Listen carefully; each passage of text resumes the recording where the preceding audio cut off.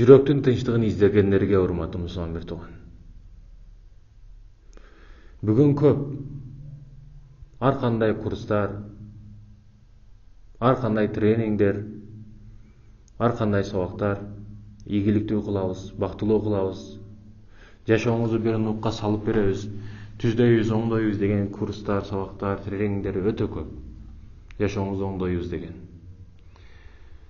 Бирок урматтуу мусулман туган, байкасаңыз, сиз балаңызды садикке берип, университетти бүтүргөнгө чейин бардыгы эмне болбосун, бардык кылына турган иш-аракеттер өзүңүз үчүн болсун, балаңыз үчүн болсун, кимге болбосун, бардыгы бактылуу болуу үчүн. Бардык нерсе бактылуу болуу үчүн кылынат. Бирок ким 100 сом тапса, аны 1000 сом кылгысы келет. Ким 1000 сом тапса, аны миллион кылгысы келет. Ким миллионду тапса, аны жоготпостон сактап калуунун аракетин баштайт.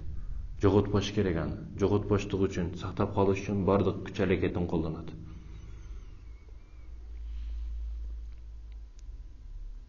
Демек, бактылуулук акчада эмес экен. Жүрөктүн тынчтыгы. Бардык бактылуулук айланып келип эле бул жүрөккө такалат, урматтуу мусулман туган. Эгерде миллион сейфтерде толтура акчаларыңыз болсо, өзүңүз ойлогон жашоого жетсеген тагдырыңызды дагы, бирок жүрөгүңүз тынч болбосо, жүрөктө тынчтык болбосо, жылуу балышыңызда дагы тынч уктай албайсыз. Жүрөктүн тынчтыгы, бактылуулук. Бирок бардык күнөөлөрдөн арылып тазалана турган бир кече бар. Бары жоктон арыла турган кече бар. Бардык нерсени унутуп, башка бир дүйнөгө кире турган түн бар.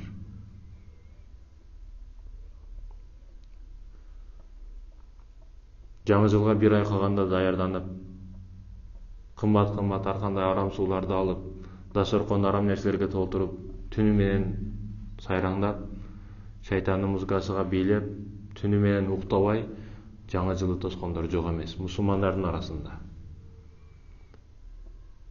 Бирок мусулмандардын эң кадырлуу кадыр кечеси болгон кадыр кечеде телефон менен, кино менен, сериал менен уктап өткөзгөндөр дагы жок эмес мусулмандар.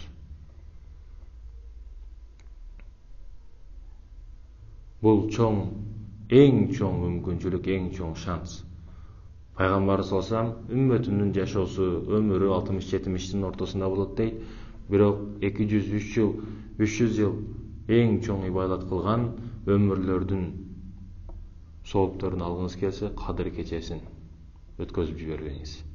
Кадыр кечесин абайлаңыз. Урматтуу мусулман туганым, бир сооп кылсаңыз, кадыр кечесинде бир кайыр садака кылсаңыз, канчалаган соопторду алып жатасыз. Бир күнөө иш кылсаңыз, бир арак ичсеңиз, бир тамек тартсаңыз, бир жаман иш кылсаңыз, канчалык чоң күнөө болушун да ойлоп коюңуз.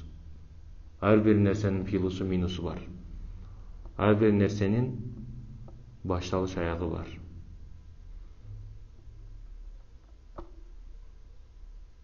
Сооптун тескериси дагы күнөө болот. Канчалаган соопторду аласың, жакшы иштерди кылсаң, кадыр кечесинде. Ал эми кадыр кечесинде канчалык күнөө кылсаң, канчалаган күнөөлөрдү алып калышыбыз мүмкүн.